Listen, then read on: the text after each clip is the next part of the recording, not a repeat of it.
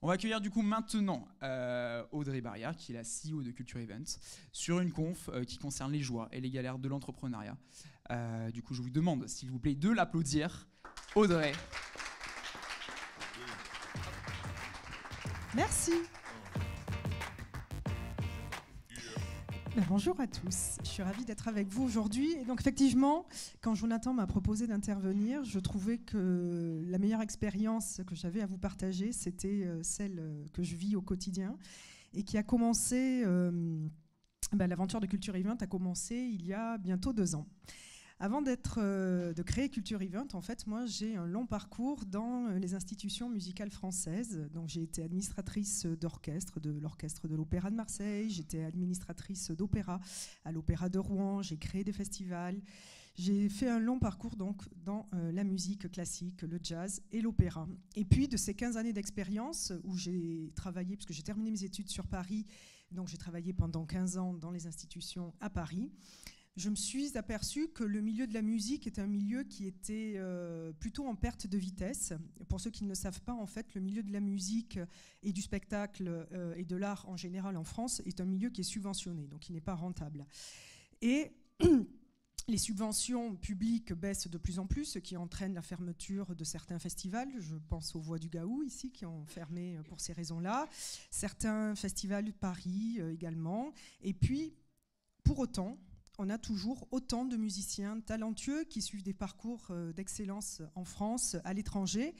Et je me suis dit, tiens, là, il y a une vraie problématique. Et moi, en tant que professionnelle du milieu de la culture, en fait, j'ai pas envie d'attendre que ça se casse la gueule. Et je vais essayer de faire quelque chose à mon niveau. Et c'est là qu'est né Culture Event. Alors au départ, Culture Event, c'était une belle idée, portée par une personne hyper dynamique, moi, toute seule, avec pas mal d'expérience, 15 ans dans le milieu du spectacle. Je pense qu'on peut dire que je connaissais les rouages du milieu. J'avais un très bon réseau. J'avais une assise financière qui me permettait de voir venir, comme on dit. Et sur le plan personnel, je me suis dit, c'est le bon moment. Je me sens prête, je me lance. Donc au départ, Culture Event, l'idée c'était de créer une entreprise qui facilite la promotion et la diffusion des musiciens, puisque c'est le problème principal des musiciens, c'est de jouer, d'être connu et de jouer plus, de faire plus de concerts, d'être... Et le deuxième point que je voulais, c'était permettre à ces musiciens de pouvoir jouer partout, aussi bien dans les salles de concert et des festivals qui sont prévus pour, mais également dans des lieux privés, auprès d'entreprises, et donc dans des lieux ou auprès de spectateurs dont la mission première n'est pas d'accueillir de la musique et qui pourtant ont des besoins événementiels et autres. Et j'ai commencé à travailler comme ça, un peu à l'ancienne, on va dire. Et je me suis très vite aperçue qu'en fait, j'allais me nécroser. C'est-à-dire que j'allais travailler avec mon petit noyau de musiciens que je connaissais, que j'arrivais à placer, ce qui était pas mal, mais que de là à faire une entreprise, à créer de l'activité, à entraîner des gens à ma suite, et puis surtout à avoir cette mission dont j'avais doté Culture Event, qui était de faciliter, de promouvoir la musique en tout lieu et auprès de tous les publics, ça allait vite tourner court. Et donc moi, venant du milieu de la musique et de la culture, autant vous dire que le digital et les startups, c'était un univers absolument opaque, qui me faisait très peur en plus, parce que j'avais l'impression que vous étiez un peu des monstres comme ça, à faire des trucs de fous que je ne comprenais pas. Et puis bon, finalement, je me suis dit, allez, on se lance, on y va. Et donc l'idée m'est venue de créer une plateforme, cultureevent.fr en fait, qui permet aux organisateurs de concerts et d'événements de trouver les musiciens professionnels dont ils ont besoin selon leurs critères de sélection. Les musiciens qui sont sur la plateforme se référencent gratuitement, mais sont sélectionnés par un comité artistique qui est composé de professionnels du secteur de la musique. Et ensuite, nous les mettons en relation avec les organisateurs pour faire donc leurs concerts ou leurs prestations musicales. Donc je me lance à corps perdu, je travaille avec une agence de développement, parce que moi le dev, j'y connais rien du tout, et encore aujourd'hui. Donc j'externalise tout ça, très bien, et puis je me lance, et puis voilà, et puis à un moment donné, il faut financer le développement. Donc finalement, je me retrouve un peu aspirée par mes clients. Alors j'ai du chiffre d'affaires, j'ai du résultat. Ça c'est bien, déjà. Il y a un besoin a priori sur le marché. Pourtant, je me laisse happer par mes clients qui, en fait, eux, me demandent du conseil, me demandent d'être à côté d'eux, dans leur quotidien, à les prendre par la main, à organiser les choses, à penser à la chaise, au micro pour les musiciens sur scène, bref, dans des choses qui ne sont pas scalables et donc qui ne permettent pas de faire une start-up et d'intéresser des investisseurs. Je me laisse embarquer dans ça, donc c'est super. L'année dernière, j'ai fait du chiffre d'affaires, cette année, je le double, et je me dis, mais en fait, c'est pas ça que je veux. Par chance, à ce moment-là, ma vie personnelle m'amène à Toulon. J'arrive ici, après 15 ans de bons et loyaux services à Paris, et je découvre l'accélérateur de TVT. Par chance encore, ou parce que mon projet était un peu sympa, je suis sélectionnée dans la saison 3, et je rentre vraiment de plein pied à ce moment-là dans le milieu de la start-up, dans le digital et le numérique. Et donc pour moi, ça a été une vraie révélation, parce que, ok, Paris, c'est génial, évidemment qu'il y a beaucoup de start-up, évidemment qu'il y a énormément de choses qui se font, sauf qu'en fait, on est quand même noyé dans la masse. Et quand je suis arrivée ici, j'ai tout d'un coup eu un peu l'impression d'être une pépite. En tout cas, c'est la sensation qu'on me donnait quand j'étais sélectionnée. J'avais une attention particulière que je n'avais pas sur Paris, parce qu'en fait, on est noyé dans la masse, et donc on est très peu visible. Et tout le travail que j'ai pu faire au sein de l'accélérateur m'a fait prendre conscience de tout ce que je ne maîtrisais pas. Et Dieu sait que je ne maîtrisais pas beaucoup de choses sur ce domaine-là. Et surtout de la problématique qui était la mienne d'entreprendre en solo. Alors entreprendre en solo, au départ, c'est génial. Bon, moi, ça s'est un peu fait comme ça parce que c'est moi qui ai eu l'idée, parce que je me suis lancée un peu à corps perdu dans cette aventure. Sauf qu'au bout d'un moment, en fait, ça devient un frein. Alors au début, c'est génial aussi parce qu'on a les mains libres, on fait un peu ce qu'on veut, c'est notre argent, c'est nos idées, c'est notre temps, voilà, il y a une sensation un peu géniale comme ça de liberté. Sauf que tout le monde me disait, attention Audrey, entreprendre seul, ça a ses limites. Attention Audrey, tu vas te fatiguer. Attention Audrey, les investisseurs, ils n'aiment pas trop ça. Attention Audrey, tu devrais commencer à te poser la question de t'associer ou de trouver quelqu'un pour te seconder, tout ça. Bon. Et puis, c'est un peu comme le mec ou la femme de sa vie, on ne le trouve pas sous le sabot d'un cheval, donc je continuais à travailler. Et puis, LinkedIn, un jour, m'amène une pépite. Alors, j'ai eu différentes approches avec des personnes qui n'ont pas abouti. Et puis, un jour, grâce à LinkedIn, d'où l'importance aussi des réseaux sociaux, de bien les utiliser, je reçois un mail d'une fille sur Paris qui a un parcours en marketing et communication à faire rêver des plus grandes institutions, 7 ans, même 12 ans d'expérience chez EY, qui est une entreprise très connue à la Défense à Paris sur la stratégie financière et la stratégie en management, donc ils font du conseil et de l'audit. Elle me dit, voilà, j'ai découvert votre parcours, votre expérience, Culture Event, j'ai un vrai coup de cœur, j'aimerais qu'on se parle. Bon, donc on se parle. Un peu par mail, comme ça. Moi, je me suis dit, je vais lui donner quelques conseils sur ce qui se passe dans le milieu de la culture. Elle avait a priori envie de se réorienter. Et puis arrive le mois de juin l'année dernière, toujours grâce à l'accélérateur et à la région PACA, je me retrouve sélectionnée pour être exposante à Vivatech. Super expérience. Si vous avez l'occasion de le faire, franchement, faites-le. Et il se trouve que Noémie vient me voir, elle s'appelle Noémie, à Vivatech. Et là, comment dire, c'est entre le coup de cœur personnel pour la personne et tout d'un coup la révélation qu'avec cette personne, je peux aller plus vite et surtout plus loin. Parce que, en fait, seul, on a l'illusion de croire que en fait, tout est plus facile parce qu'on est décisionnaire de tout, on est seul. On peut tout faire, sauf qu'en fait, on va moins vite et avec 2 cerveaux, on va plus loin. Et donc les choses se mettent petit à petit en place jusqu'à aboutir aujourd'hui à une association, donc avec Noémie. L'arrivée de Noémie dans la vie de Culture Event est essentielle, elle est primordiale. Alors elle a ses joies, comme je vous le disais, on voit plus loin, on voit plus grand, j'ai des ailes, j'ai 4 bras, j'ai 4 jambes, j'ai 2 cerveaux, j'ai des ailes supplémentaires, donc c'est génial. Mais par contre, ça amène aussi son terreau de questionnement, de remise en question, de nouveau du doute et de l'incertitude, alors que j'avais l'impression, au bout d'un an et demi, d'être un peu sortie de cette période laborieuse, de galère, de doute, où tout est compliqué parce qu'on ne sait pas trop où on va, on ne sait pas trop comment on y va, on n'a pas tellement de moyens, on essaie de s'entourer, mais bon, c'est quand même pas évident. Et puis, Noémie arrive, et je me dis, allez, elle arrive de l'extérieur, elle est encore novice sur la plateforme, c'est l'occasion de remettre tout à zéro, tout à plat et tout en question. Et donc, c'est ce qui s'est passé il y a un mois. Autant vous dire qu'il y a des jours où j'ai l'impression d'être Steve Jobs, mais il y a des jours, et notamment les dernières semaines, eh ben c'est plus difficile. Et donc, on remet tout à plat. On reparle segmentation client. Qui sont mes clients? Qu'est-ce qu'ils veulent? Pourquoi ils passeraient par Culture Event? Qu'est-ce qu'on leur apporte? Quels bénéfices? Est-ce que c'est vraiment intéressant? Est-ce que notre parcours utilisateur sur la plateforme est pertinent? Ben, en fait, les réponses, elles ne sont pas toutes super bonnes. Et donc, beaucoup de remises en question, beaucoup de doutes. C'est ce qu'on appelle le pivot, où je prends conscience aussi, comme je vous le disais tout à l'heure, que je me suis laissée embarquer un peu par les clients sous prétexte de faire du résultat, de faire du chiffre d'affaires et donc de financer les développements de la plateforme dans des fonctionnements plus traditionnels que ce que j'avais au départ imaginé pour la plateforme.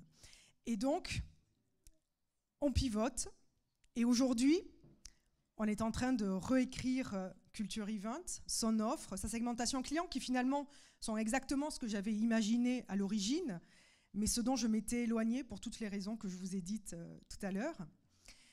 Et encore une fois, grâce à l'accélérateur, donc c'est vraiment important de bien s'entourer et d'aller chercher de l'aide à l'extérieur, que vous soyez seul, que vous soyez en binôme, que vous soyez plusieurs à entreprendre, parce que c'est vraiment grâce aux autres, grâce à des week-ends comme ça, à des mini-conférences, à des rencontres avec des entrepreneurs, qu'on avance et que tout d'un coup, hop, ça nous donne une idée, ça débloque une situation dans laquelle on s'empêtrait un peu, on commence à perdre le moral, etc. Et donc, comme je disais, encore une fois, grâce à l'accélérateur de TVT, grâce à la région PACA, en fait, j'ai intégré, enfin Culture Event a intégré il y a 1 mois et demi Station F à Paris, qui est donc, c'est ce qu'ils disent, le plus grand campus au monde de start-up. Et grâce à ça, une nouvelle page de Culture Event va s'écrire, dans laquelle on projette et on va miser cette fois-ci complètement à fond sur notre développement de plateforme. On a cette chance la semaine dernière, et ça c'est une breaking news que je vous envoie, on a validé notre modèle économique, la Société Générale a fait une demande de réservation via la plateforme. Donc finalement, la plateforme telle qu'on l'avait pensée, elle est pas pourrie. Il y a encore beaucoup de choses à améliorer, mais en tout cas, aujourd'hui, à deux, on va pouvoir aller plus vite et plus loin. Et la plateforme va vraiment prendre toute sa dimension, va se développer. On a des partenariats qui sont en train de se mettre en place avec d'autres startups, d'autres entreprises qui ont des activités qui sont complémentaires. Et c'est par l'extérieur que Culture Event, aujourd'hui, va pouvoir croître. Merci.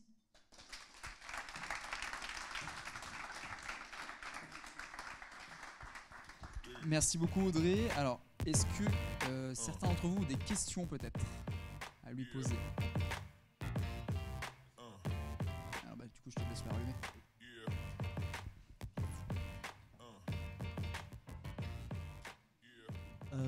Du coup, en fait, Culture Event, c'est un catalogue d'artistes, c'est ça? Oui, même si j'aime pas le mot d'artiste. Le catalogue, c'est ça, oui, en fait, les musiciens se référencent sur la plateforme, soit en solo, soit en groupe, soit, enfin voilà, ce qu'ils ont à proposer. Et puis les organisateurs, selon leurs critères de sélection, viennent choisir les musiciens. D'accord. Donc c'est un catalogue digital. J'aime pas le mot de catalogue parce que ça fait un peu, enfin, je trouve qu'on perd de la valeur ajoutée, de l'unicité des artistes et de ce qu'ils proposent, etc. Mais ça, oui, on peut le résumer à ça, en quelque sorte. Merci.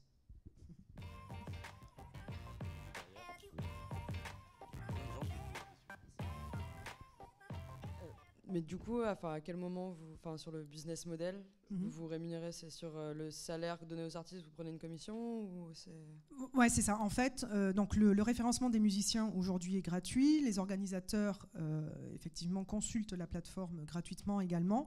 Et c'est lorsqu'il y a une rencontre, lorsqu'il y a une vente, en fait, que l'on prend une commission. Alors la commission ne vient pas en déduction du salaire des musiciens, comme ça se fait traditionnellement dans le milieu de la musique. Les agents, les managers prennent un pourcentage en déduction du salaire des musiciens. Moi, j'ai préféré, encore une fois, pour aider les artistes, bien les rémunérer. Déjà, c'est une première chose. Et ensuite, prendre une commission qui est payée par l'organisateur et qui vient au-delà en plus du salaire des musiciens. Et juste une autre question, depuis combien de temps vous travaillez depuis l'idée, on va dire, jusqu'à l'aboutissement? Alors l'idée, elle a émergé, ça fera attendez, ça fera 2 ans. C'était je me rappelle très bien, j'étais chez mes parents en discutant avec un ami qui vit à Londres et qui m'a dit ton business il est génial, il est hyper cool, mais il va crever dans pas longtemps. Donc j'ai passé un bon Noël, c'était sympa. Et lui c'est un fou des startups et tout, il bosse à Londres, il est dans ce milieu-là. Et il m'a dit, tu devrais regarder ce qui se passe un peu du côté des startups, du côté de Uber, Blablacar, Airbnb. J'étais là, ouais, c'est cool, mais c'est quoi le rapport avec ce que je fais, quoi ? Moi, je fais de l'art, tu vois. Et donc voilà, et en fait, on peut concilier excellence artistique et numérique et digital. Et donc, j'ai commencé à penser à la plateforme il y a 2 ans. Et les choses se sont mises en place. Encore une fois, comme je disais, moi, j'y connaissais rien vraiment. J'y connais toujours rien d'ailleurs en développement. Et donc, j'ai pris une agence à l'extérieur qui m'a conseillé. Aujourd'hui, ça représente un frein de ne pas avoir de dev en interne. Bon, c'est quelque chose. On espère pouvoir y remédier. Mais voilà, en gros, la plateforme est sortie en novembre l'année dernière, donc il y a 1 an. Voilà, donc ça fait 2 ans à peu près. Bonjour. Bonjour. J'avais 2 questions. Tout d'abord, les développeurs, comment est-ce que vous les intégrez dans votre business model ? Est-ce que c'est un service que vous sous-traitance Alors, aujourd'hui, oui. Aujourd'hui, oui, parce que, encore une fois, comme l'associé, j'ai pas rencontré de dev. Moi, j'ai pas cherché non plus, faut être honnête. J'ai pas rencontré la personne qui me dise super, ton business, il m'intéresse vachement. On y va ensemble et voilà. Mais j'espère bien que ça arrivera. Je lance un appel. Donc aujourd'hui, je sous-traite en externe, effectivement. J'espère bien dans les mois, voire dans l'année qui vient, pouvoir travailler autrement. Et on commence à y réfléchir du coup avec Noémie. On a fait tester notre plateforme par des devs pour qu'ils nous expliquent un peu comment elle avait été créée, en quel langage. Est-ce que c'était un langage qui était réservé à 3 personnes en France ou est-ce qu'au contraire, c'était un langage qui était connu par beaucoup. Donc c'est en PHP. Et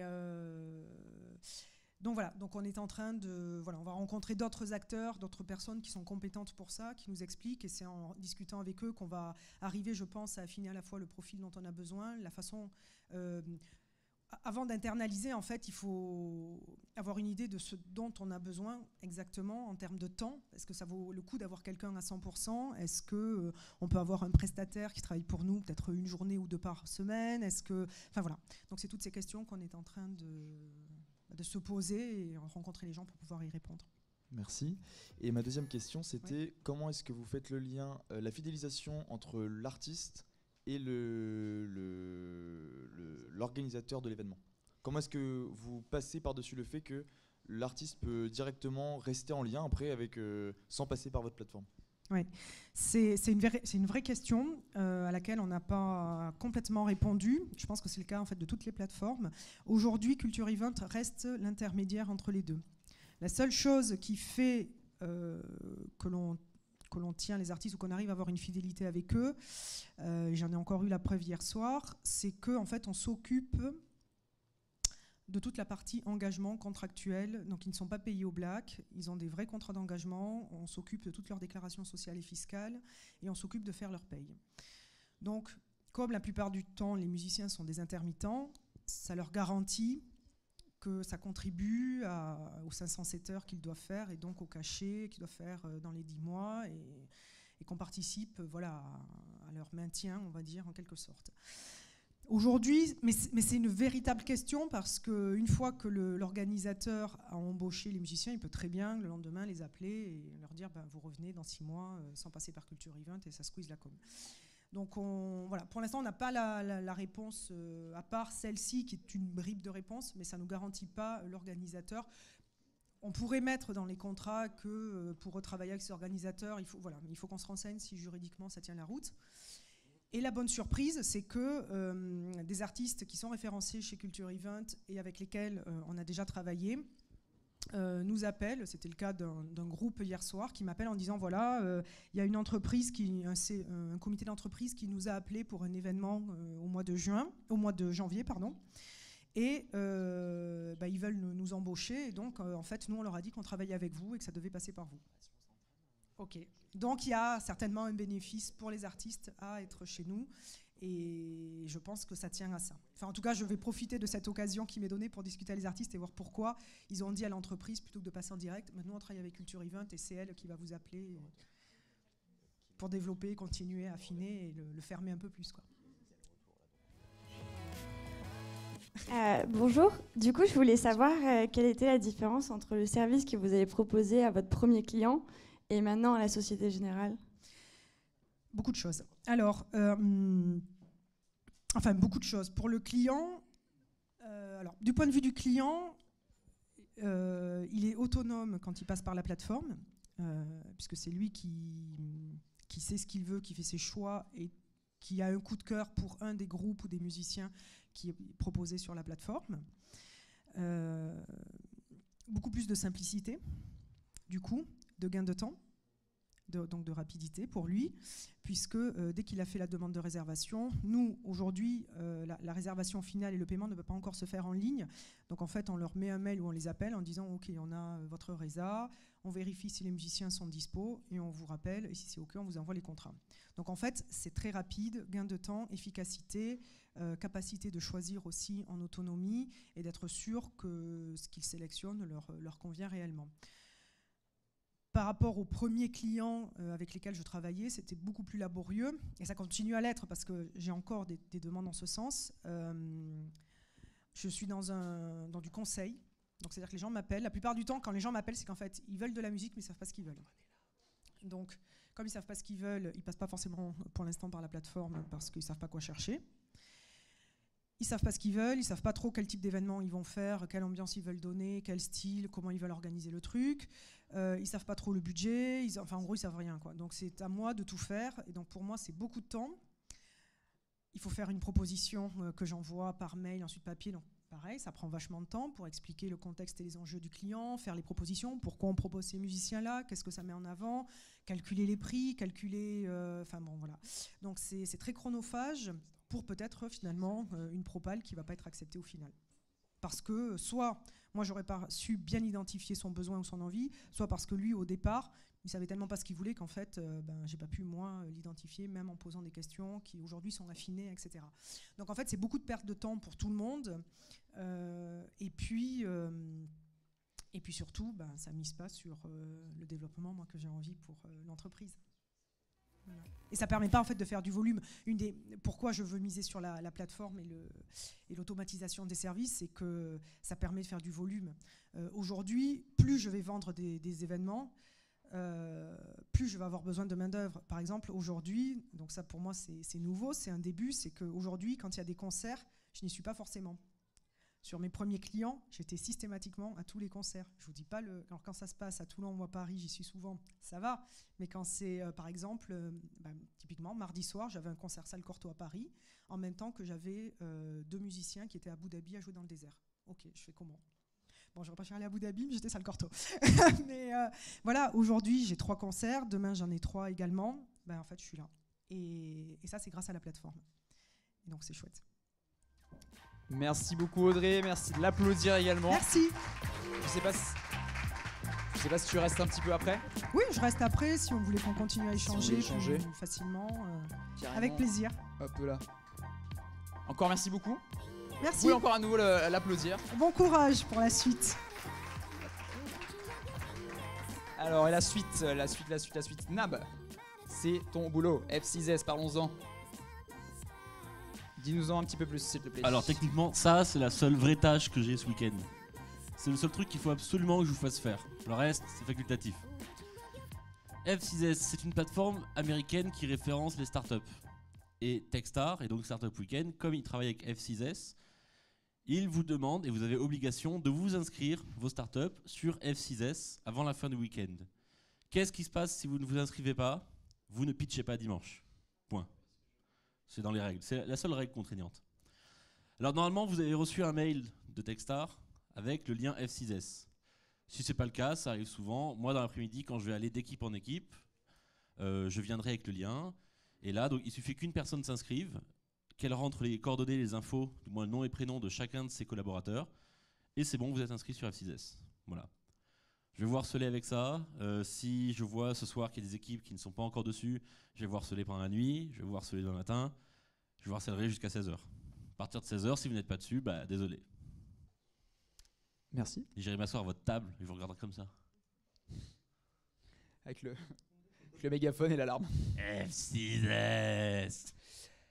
Alors, ne partez pas tout de suite. Ne Non, voulez pas stop. tout de suite. Quoi? Il se lève. Parce que hier on a dit ça, tout le monde. Ouais, c'est parti. Du coup, c'est le moment d'aller manger. On a de la paella qui est juste là derrière. Comment ça va se passer? Vous allez y aller avec votre petite assiette qui va être juste là. Vous allez prendre de la paella et après vous pouvez monter et bosser en mangeant. Il y a tous les couverts qui sont en haut. On a tout remis, des boissons. Il y a même des fruits qui sont arrivés par cagette entière. Oh, les fruits. Du coup, voilà, vous prenez votre petite assiette, vous pouvez aller vous servir, enfin, on va vous servir de la paella. Après, vous montez et les mentors arrivent aux alentours de 13h. Elles sont là jusqu'à vers 18h, voire plus pour certains. Merci à tous. Bon appétit. Start up! Start up! Start-upper, quel est votre métier? Bon appétit.